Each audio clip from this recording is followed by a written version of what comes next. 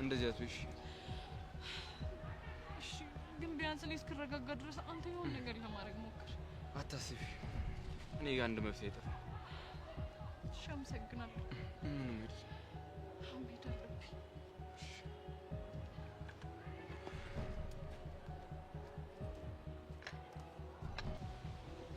ፍቅረኛ አላት አይደል እንዴ እንግዲህ ባሏ ካናዳ ስለሄደ እሷም ደግሞ ይላል ጆፌዋን ጥላ ነው የሚሆነው እሱ እያማራት ነው የሚቀረው እንዴት ማለቴ የሆነ ልጁ ብልጥ ነገር ነው አይ ሰማተም ብዬ ነው ካልሆነ አብራን ሆነን እንምከረው እንዴ ማ እኔ ምን ቦጣኝ ለነገሩ ልክ ነሽ ጫው ለራስ ስትል ጣፍጥ ነው እኮ እኔስ ምን አልኩ ይራሱ ኢላዬ ነባ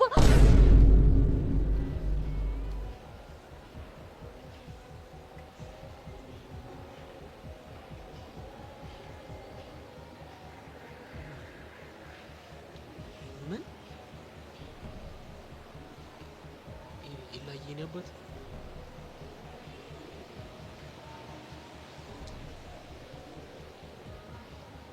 አኩ ጓደኛሞች ነን በጣም ብዙ ነገር አሳልፈናል ገባይ ብዙ ሚስጥሬን ታውቃለች ብዙ ሚስጥሯን አውቃለሁ ግን አሁን ስትደብቀኝ በጣም ያራቀችኝ ይመስለኝ ወይኔ ለነግራት እንዴ አይ እንደሱ እንኳን እንዳታርጊ ለምን ነፃነቷን መጋፋት ስለማልፈልግ እሺ በቃ እኔ ልጅ አንድ ጥያቄ ልጠይቅህ ምንድነው ቃጀል ከምትባለው ልጅ ጋር እንዴት ናችሁ የሆነ ነገር እንዳለ ታውቂያለሽ እንዴ ገምቻለሁ የሆነ ነገር ባይኖራችሁ ከመሲ ጋር ማትጣላ እኔንም እንደዛ ተደበደበኝም ነበር ገባኝ እና ንገረኛ ጥሩ አይደለም ልትነግረኝ ያልፈለገችው ነገር ውስጧ እንዳለ ያስታውቃል እየገመትከው ነገር አለ ይኖራል ምንድነው ይቅርታ ይሁን አይዞህ እሺ አረ በእናትሽ ራስሽ አይዞሽ አንቺ ናታን እኮ ነኝ ልክ ነህ ባይ በቃ ልቤን ልንገርሽ አሳዝነሽኛል ይሄ ልጅ ቆይ ምን እየሆነ ነው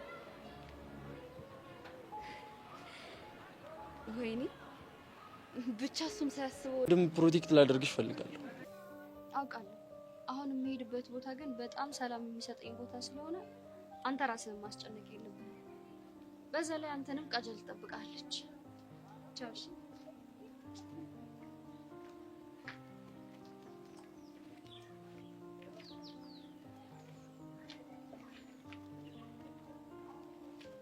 መሲ ግን ቆይ ምን ለማድረግ እየሞከርሽ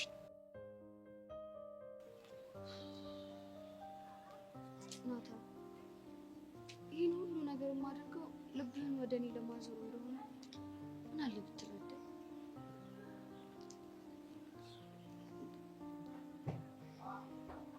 መሲ ዛሬማ መጨረሻሽን ነው እኔ ነው የምትፈልገኝ ምን ለምን ተደበቅሽ ለምን ነው የምትከተለኝ እኔ ደግሞ እንደ እየተከታተልኩሽ እንደው እንዴት አወቅሽ በቃ ይቻላል አልኩ አይደል እንዴ እኔ ግን እንዳይሽኝ አላየሁም ነበር እሺ አሁን ለምን እንደምትከተለኝ ንገረኝ የምትሄጂበትን ለማየት ለምን ስንቴ ነው የምነግርሽ አንቺ ደግሞ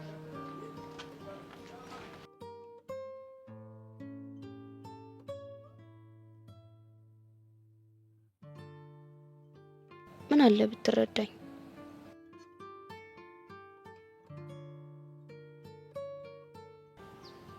ማን ልታገኝ እንደሆነ ምን አለ ብትነግሪኝ በቃ ጊዜሽን አልሻለሽ አይ ይቅር ለምን እማገኘው ሰው ዛሬ እንደማይመቸው ነግሮኛል እርግጠኛ ነሽ አዎ መስ አንድ ነገር ልንገርሽ ምንድነው መሲ ይኸውልሽ ወንድ ልጅ ሁሌ ላገኝሽ ብሎ ያለበት ቦታ ከሄድሽለት ይንቅሻል እና በቃ በእናትሽ እንደሱ አታድርጊ ወደሹም ከሆነ ፍላጎትሽን ዋጥ አድርገሽ ኮራ በይበት ቆይ ሰላም ውዴ ቻናል የቤተሰቦች እንዴት ናችሁልኝ እንኳን ወደ እኔ ዩቲዩብ ቻናል በሰላም መጣችሁልኝ እንዴት ናችሁልኝ አፍላ ፍቅር በአፍላ ፍቅር እንግዲህ በዛሬው በክፍል 232 ላይ በጣም ብዙ ነገሮች እየተፈጠሩ ነው። ጸጋ እንግዲህ የክረምት ትምህርት ስለቀረች ምን ኩና ነው እያሉ ጓደኞቿ እስካሁን ድረስ ልጅቷ ትንሽ ጸባይዋ ለየት ያለና ክፉ አይነት ልጅ ስለሆነች ማናቸውም ሊፈልጓት አልቻሉም ነበረ። ከጠፋች ወራቶች አልፈዋታል። ነገር ግን ትምህርታቸው ጨርሰው ፈተና የወሰዱ ቀን ነበረ። እንግዲህ ደመረ መንገድ ላይ አግኝቶ አንቆ ይዟት ነበር። እንግዲህ ወዴት እንደወሰዳት የሚታወቅ ነገር የለም። ኤልያስ ወይም ደግሞ ኤላ ማለት ነው በተደጋጋሚ ትምህርት ቤት ግቢ ውስጥ ይፈልጋት ነበረ። ነገር ግን ሊያገኛት አልቻለም። ምክንያቱም ኤልያስ እዛ ትምህርት ቤት የገባው ከምንም በላይ እህቱ ፖሊስ ስለሆነች አልሚ የእሷን የምርመራ ስራ ለማገዝ ነው። ፖሊስ የመሆን ወይም ደግሞ አባታቸው ፖሊስ ስለነበረ የአባቱን ፈለግ ለመከተል ፖሊስ መሆን ይፈልጋል። እናም እህቱን እንግዲህ በምርመራ ስራ ላግዝሽ ብሎ እዛ ትምህርት ቤት ውስጥ ለስለላም ጭምር ነበረ የገባው። ያው ተማሪ ነው። ነገር ግን እንደዚህ አይነት ስራዎችንም ላግዝሽ በማለት እህቱን እንግዲህ እዚህ ትምህርት ቤት ከገባ በኋላ ጸጋ ትከታተለው እንደነበረ በጣም ብዙ ነገር ለጆኒም ደግሞ ጆኒ ከሰብለ ጋር ኤላን ስለሚያዩና ስለሚቀና ለእሷ ገንዘብ እየከፈላት እስከ ማስደብደብ ድረስ ሰው ልኮ ሊያስደበድበው ሁሉ ነበረ። ይህም እንግዲህ ጸጋ የእሱ ተላላኪ ሁና ገንዘብ ተቀብለው ነው ይህን ነገር ስታደርግ የነበረው። ትምህርት ቤት ውስጥ ኤላን ከስር ከስር ትከታተለው ነበረ። እየሰለልክኝ ያለህ ነው የሚመስለኝ፣ ምንም አላምንህም እያለች እንግዲህ ኤላን ታስጨንቀው ነበረ። ነገር ግን ትምህርት ከተዘጋ በኋላ የክረምት ትምህርት ሁሉም መጥተው ሲማሩ ጸጋ ልትመጣ አልቻለችም።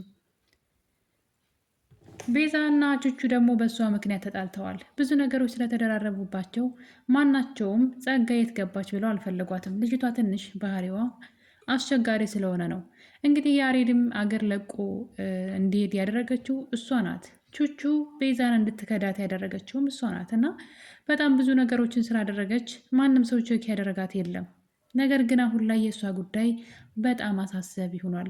እንግዲህ በቤዛ ስልክ የሆነ ፎቶ ተልኮላት ነበር፣ ቴክስትና ፎቶ ነበረ። ነገሩ ግን ወጥመድ ነው የሚመስለኝ። እሱም እንግዲህ ደመረ ጸጋን አንቋት የሚያሳይ ቪዲዮ ነው እና እንግዲህ ለቤዛም በቀጣይ ተረኛ አንቺ ነሽ የሚል ማስፈራሪያም ጭምር ተልኮላታል። ነገሩ ምናልባት ደመረም ላይሆን ይችላል ብዬ አስቤያለሁ እኔ። ምክንያቱም ሆን ተብሎ ትኩረት ለመሳብ ወይም ደግሞ የሆነ ሊያጠምዱት የፈለጉት ነገር ወይም ደግሞ አጀንዳ ሊያስቀይሩ የፈለጉት ዳኒም እዚህ ነገር ውስጥ እጁ ያለበት ይመስለኛል። ነገር ግን ይህን ነገር ኤላ እንግዲህ ቤዛ ለኤላ ስለነገረችው እሱ ለእህቱ ነግሯታል። እህቱ እንደሚታወቀው መርማሪ ፖሊስ ናት። መኮንን እንግዲህ የትክክለኛ ስሙ ሮቤል ነበረ። በምዕራፍ 6 መጨረሻ ላይ ካያችሁ እንግዲህ አልሚ መኮንንን አግኝተው ነበረ። እሱም ቤዛን መንገድ ላይ አግኝቶ ያሬድ የላከላትን መልእክት እንድትቀበል የቀጠራት ጊዜ ነበረ።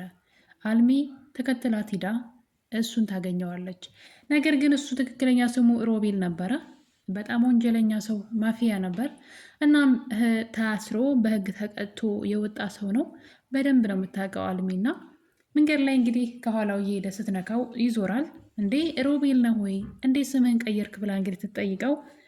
ለአንድ ባለሀብት ሰው ሴኩሪቲ ሁኜ እሰራለሁ ብሏት ነበረ። ታዲያ ያ ሰው ማን ነው ስትለው እንግዲህ የያሬድ አባት እንደሆነ አውቃለች እሷ። የኤላ እህት አልሚ ማለት ነው። ዋናውን እንግዲህ የወንጀለኞቹን ዋና አለቃ እሱን ነው የምፈልገው እንጂ ደመረ ጸጋ ላይ ያደረገውን ነገርም ማን ምን እንደሚያደርግ አውቃለሁ ብላው ነበረ። ታዲያ እንግዲህ እሱ ስለ ኤልያስ አንድ ኤልያስ የሚባል ሰው እዛ ትምህርት ቤት ብሎ የሆነ ወሬ ሲጀምርላት እሱ የኔ ሰው ነው ወንድሜ ነው እና ፖሊስ ነው ወይ ብሎ ስጠይቃት እንግዲህ ፖሊስ እንዳልሆነ ብዙዎቻችን ኤላ ፖሊስ ነው ብለን ነበር የምናስበው ከሚያደርጋቸው ድርጊቶች የተነሳ ምናልባት ፖሊስ መርማሪ ፖሊስ ነው ብለን ነበረ። ነገር ግን አይደለም፣ ኖርማል ተማሪ ነው። ነገር ግን እንደዚህ አይነት ስራዎችን እህቱን በማገዝ ላይ እንግዲህ እንደተሰማራ ከአልሚ ሰምተናል ማለት ነው። እና ይህ ነገር በዚህ እያለ እንግዲህ ሰብለና ኤላ አሁንም የእልህ አስጨራሽ የሆነው ፍቅራቸው ማለት ነው፣ ጭቅጭቅ የማይለየው የሁለቱ ፍቅር በፊት በጣም ሁለቱ እየተጨቃጨቁ እንግዲህ ብዙዎቻችሁ እንደው እየተጨቃጨቃችሁን ቢሆን አትለያዩ፣ አብራችሁኑ እያላችሁ ነበረ። አሁን ላይ ስታይሉን ቀይሯል። ያኔ ሰብለ እንግዲህ ከአጠገቢያት ድረስ እያለች ኤላ ደግሞ ልቧ ውስጥ ለመግባት በተደጋጋሚ በሄደችበት በገባችበት እየተከተለ ልቧን ውልቅ ሲያደርጋትና በጣም ሲጣሉም አጠገቢያት ድረስ እያለች እንግዲህ በአንተ ምክንያት ከጆኒ ጋር እየተጣላሁኝ ነው፣ ጆኒን ወደዋለው ማስከፋትም አልፈልግም፣ ስለዚህ ከህይወቴ ውጣ እያለች በጣም ብዙ ጭቅጭቅ ነበራቸው። አሁን ላይ ነገሩ ተገላቢጦሽ ነው። እንግዲህ እዚህ ቀደም ጆኒና ኤላ የጌም ቀጠሮ ወይም ደግሞ የድብድብ ቀጠሮ እንበለውና ያው ስናሳምረው ነው ጌም ሳይሆን ድብድብ ብለን እናም እንግዲህ በዛ ድብድብ ላይ ጆኒ ስህተት ሰርቷል። ራሱ ማስክ ለብሶ ቀድሞ ኤላ ልጁን ሰብሮታል እና እንግዲህ ኤላ ከሱ ጋራ ግጥሚያውን ማድረግ አልቻለም ይመስለኛል። እንግዲህ ኤላ ኃይለኛ ተደባዳቢ እንደሆነ ስለሚያውቅ ፊት ለፊት እሱን መግጠም እንደማይችል ስላወቀ ድንገት ሳያስበው እንግዲህ መንገድ ላይ መጥቶ እጁን ሰብሮታል ማለት ነው። አሁን እንግዲህ ኤላ እጁን የሰበረው የጆኒ ሰው ሳይሆን ራሱ ጆኒ ሊሆን ይችላል የሚል ጥርጣሬ አለው። ምክንያቱም ከብዙ ነገሮች አንግል ነው። በተደጋጋሚ ይሄኛውንም እጅ ልድገምልህ እንዴ፣ ይሄኛው አልበቃህም እንዴ እያለ ነገሮችን እሱ እንዳደረገው በራሱ አንደበት ለመናገር እየሞከረ ይገኛል። ጆኒ አላስችለው ብሎ ይመስለኛል። በዛ ላይ እንግዲህ ሚስጥሩን ደግሞ አለም አውጥታለች። አለም ከሰብለን የሰማችው በእርግጥ ጆኒ በሱ ቤት ማንም ሰው እሱ ቴኳንዶ እንደለመደ ማንም ሰው የሚያውቃል መሰለው ከሰብለ ውጭ። ነገር ግን አሁን ላይ ይሄ ወሬ መጀመሪያ እንግዲህ የደረሰው ካሌብ ጋር ነበረ። ካሌብም ድንገት ስልኩ ላይ ስላየው ነው። ነገር ግን ሲጠይቀው ምንም አይነት እንደዚህ አይነት ነገር እንዳልሰለጠነ ክዶታል ጆኒ። ነገር ግን ዝም ብሎ አልተቀመጠም ካሌብ። ይሄ ሰውዬ ለካ ድብቅ ነው፣ እንደ ጓደኛ ያስመስላል እንጂ ከጀርባ የድብቅ ሰው ነው ብሎ ነገሩን ለማጣራት ወደ አለም ሂዶ ነበረ። አለምን ይህን ነገር ሲጠይቃት እንደማታውቅና ነገሩን ግን ሰብለ ጋ ሂዳ እንደጠየቀችው ሰብለም አዎ ይሰራል፣ ታዲያ ምን ይገርማል፣ አዎ ሰልጥኗን ብላ ነግራት ነበረ። ይህን ነገር እንግዲህ ካሌብ አውቋል። በዛ ላይ እዚህ ቀደም ናታንና ኤላ ይህን በማስክ እየተሸፈነ የሚመጣውን ኒንጃውን ማለት ነው እሱን ለመደባደብ በሄዱ ጊዜ ካሌብ ያኔ ነበረ ጆኒን ተከታትሎት የሄደው። ጆኒን ተከታትሎት ከዛ በፊት ግን መሲን ልትከተለው ፈልጋ ጠፋባት። እንደምትከታተለው ስላወቀ ነው። ከዛ ቀደም ብላ አውርተው ነበረ። በማስክ ተደብቀ የምታደርገውን ጨዋታ አቁም ብላው ስለነበረ ልትከታተል ትችላለች ብሎ የዛን ቀን በድብቅ ነበር የሄደው።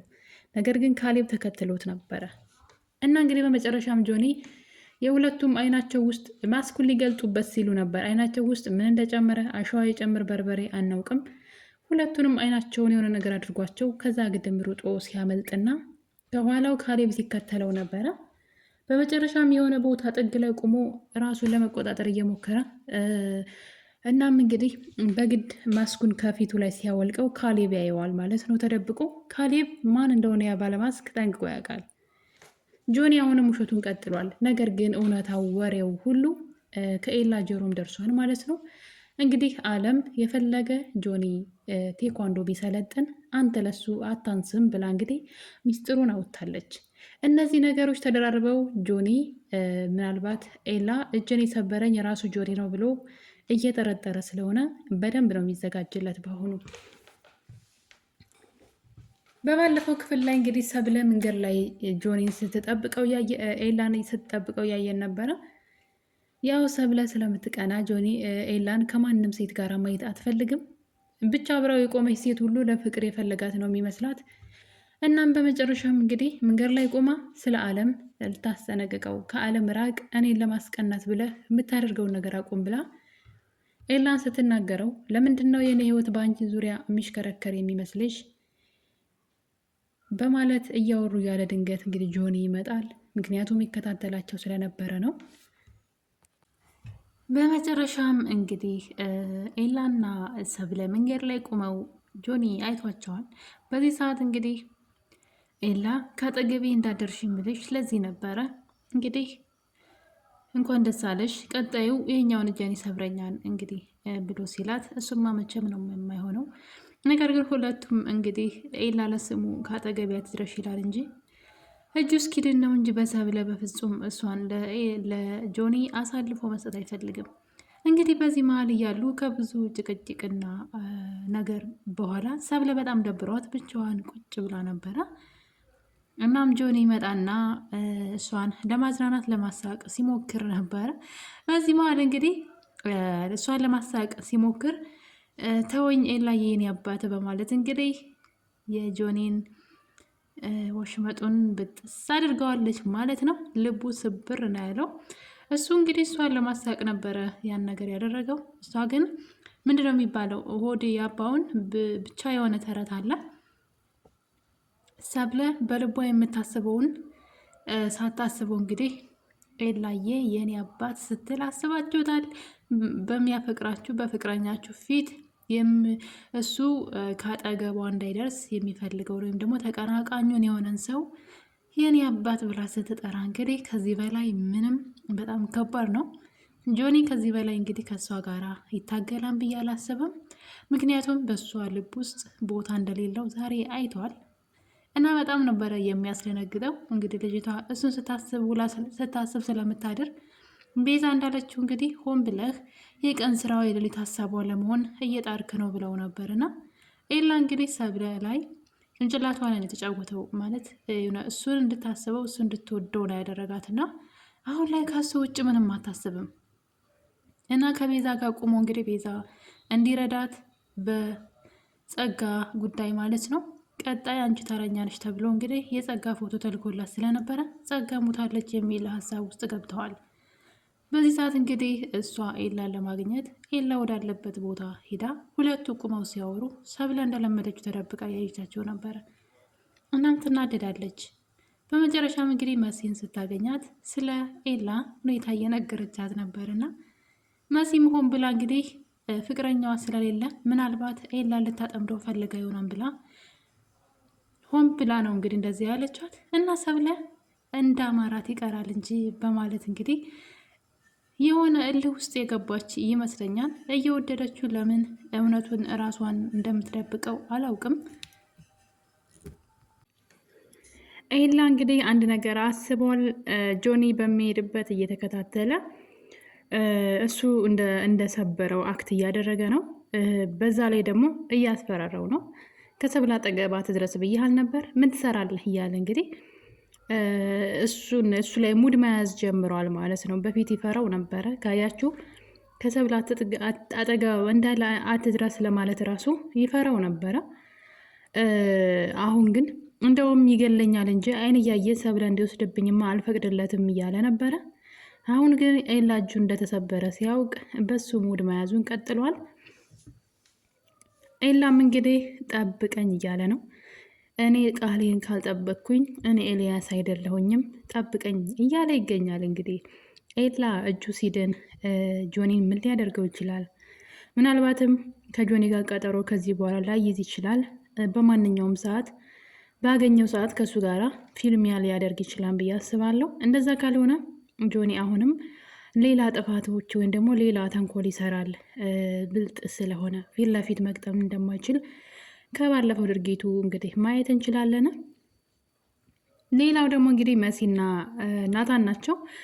መሲና ናታን እንግዲህ መሲ ናታን እሷን እንዲያያትና ወደ እሷ እንዲዞርላት ስለፈለገች በጣም ስለምትወደው እሱ ደግሞ ቃጅል እያለ ቼክ እያደረጋት አይደለም። የምወድሽ እህቴ ነሽ ነው እያለ እንግዲህ እሷ ደግሞ ድብን ያለ ፍቅር ይዟት እሱ ግን ሊረዳት አልቻለም።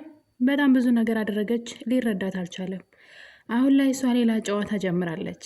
እሱም እንግዲህ በባዶ ምንም ባልተፈጠረ ነገር ሌላ ሰው እንደምታወራና ከዛ ሰው ጋር በጣም ደስተኛ እንደሆነች ለናታን በተደጋጋሚ ትነግረዋለች። ናታን ይህ ነገር አላስደሰተውም። እስከ ዛሬ ድረስ ካጠገቡ ስለነበረች ምንም አልመሰለውም ነበር፣ እህቴ ይል ነበር። አሁን ግን በጣም መቅናት ጀምረዋል።